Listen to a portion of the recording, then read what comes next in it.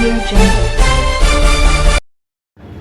मिर्ज़ापुर 7वें चरण के लोकसभा चुनाव 1 तारीख को होना है और ऐसे में जनपद की राजनीति में गर्मा-गर्मी का माहौल है।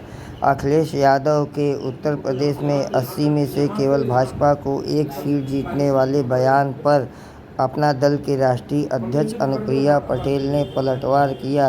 बोला, दूध का दूध और पानी का पानी हो जाएगा। देखें पूरी रिपोर्ट। अखिलेश यादव कह रहे हैं कि यूपी में 79 सीटों पर इंडिया अलायंस जीतने वाला है और बीजेपी पैन इंडिया 140 सीट पे सिमटने वाली है। 4 जून को जब नतीजे आएंगे तो दूध का दूध पानी का पानी हो जाएगा। इस बार 4 जून को जब चुनावी परिणामों की घोषणा होगी तो इंडिया अलायंस का सुपड़ा साफ हो जाएगा और एनडीए 2014 और 2019 से भी ज़्यादा बड़े मैंडेट के साथ, ज़्यादा बड़े जनादेश के साथ तीसरी बार देश में सरकार बनाएगा। इसलिए 4 जून के परिणामों का इंतजार कीजिए। जैसे भी राहुल गांधी कह रहे हैं 10 केजी राशन देंगे once they will come in the power. मुझे खुशी है कि वो आज एनडीए गठबंधन की सरकार के 10 साल के कामकाज और हमारी नीतियों से प्रभावित हो रहे हैं और हम हमारी सरकार से ही इंस्पिरेशन ड्रॉ कर रहे हैं और जो हम कर रहे हैं, अभी तक करते आए हैं, हमारे ही नक्शे कदम पर वो चलना चाहते हैं। इसका मतलब कहीं ना कहीं हमारे विपक्ष के साथी भी हमारी नीतियों से सहमत हैं और उनके मन में भी ये विश्वास प्रबल हो गया है कि एनडीए सरकार ने 10 साल तक मोदी जी के नेतृत्व में जिस तरह काम किया है, आज देश की जो आम जनता है उसका भरोसा सरकार पे बढ़ा है और विकासवाद की जो राजनीति को हमने आगे लेकर जाने का काम किया है। इसलिए देश की जनता तीसरी बार इस गठबंधन की सरकार को सत्ता में लाने जा रही है। क्योंकि आप एक फीमेल पॉलिटिशियन है, हवा में आते हैं, खेती से जुड़े हुए जीएसटी हटाएंगे, महिलाओं को आरक्षण देंगे, महिलाओं को सरकारी नौकरी में आरक्षण देंगे, तमाम वायदे वो लगातार कर रहे हैं।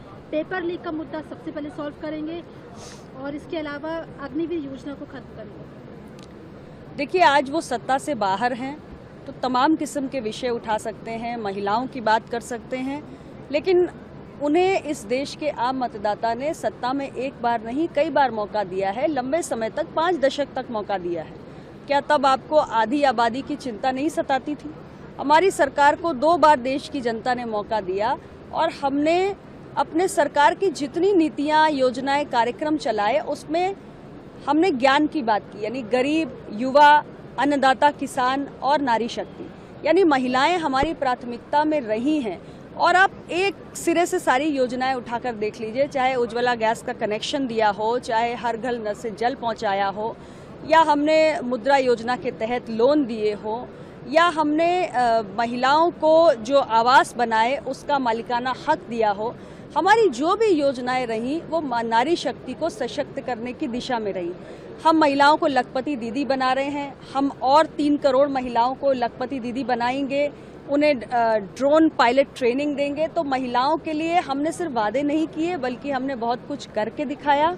करोड़ों महिलाओं के जीवन में आज हमने बदलाव किया है और ये देश की आधी आबादी जानती भी है। इसीलिए आप देख रहे हैं कि आधी आबादी, पिछले कई चुनाव से आप लगातार देख रहे हैं कि आधी आबादी पूरी मजबूती के साथ सामने आ रही है और हमारे गठबंधन को हर सीट पर दमदारी के साथ वोट भी कर रही है। राहुल देखिए, ऐसा है, मैं फिर वही बात कहूंगी कि जब उनके पास मौका था तब उन्होंने देश की आधी आबादी की चिंता नहीं की, लेकिन हमें मौका मिला तो हमने आधी आबादी को अपनी प्राथमिकता की सूची में डाला और महिलाओं के जीवन में आज एक बहुत बड़ा सकारात्मक बदलाव हुआ है। आज महिलाओं को स्वस्थ ईंधन से बेहतर जीवन मिला है। आज महिलाओं को शौचालय जैसी बुनियादी ज़रूरत, जिसकी पूर्ति करने के बारे में किसी सरकार ने नहीं सोचा, करोड़ों करोड़ हमने टॉयलेट्स बना दिए। महिलाओं की गरिमा की रक्षा करने का हमने प्रयास किया। आज अगर हर घर नल से जल पहुंच रहा है तो ये महिलाएं ही तो थीं जो कई मील दूर चलकर सिर पे मटकी लेकर जाती थी पीने के पानी की तलाश में, या लकड़ी का चूल्हा जना